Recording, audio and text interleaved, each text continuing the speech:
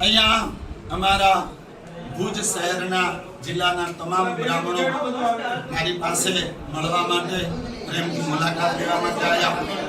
એમનો જે વિષય હતો કે આજે હું બોલ્યો કે બ્રાહ્મણો ઊંડા શીશમાં પહેરાવે, 7 વર્ષની દીકરીની ઉપાસ ન થાય, એ શબ્દને લઈ અને એમનો રોષ, એમનું હૃદય દુખાણું, એ બદલ હું રાજુ બાપુ હૃદયથી માફી માંગુ છું।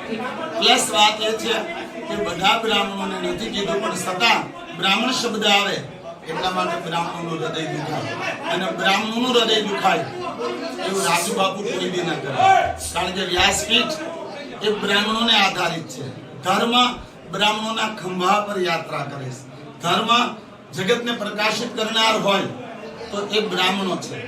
બ્રાહ્મણ માટે મારે આવો શબ્દ બોલાઈ ગયો કે બ્રાહ્મણ ઊંડા શીશમાં પહેરાવે, એ મારી હૃદયની ભૂલ હતી। મારાથી એક સ્વાભાવિકતાના રૂપમાં કોઈ કારણસર પરમાત્માએ આજ આટલા બધા બ્રાહ્મણોનો આશીર્વાદ અથવા તો મને શિખામણ મળવાની હશે એટલા માટે શબ્દ બોલાયો છે, પણ એ શબ્દ બદલ હું રાજુ બાપુ હૃદયથી માફી માંગુ છું। અને જે બ્રાહ્મણોનું હૃદય દુખાણું હોય એના શરણોમાં દંડવત પ્રણામ કરી અને બધા બ્રાહ્મણોને કહું છું કે મારા તમારું હૃદય દુખાણું છે, મને ક્ષમા કરજો। હું ભવિષ્યમાં આવું ત્યારે વર્તન નહીં કરું। દરેક બ્રાહ્મણના હૃદયથી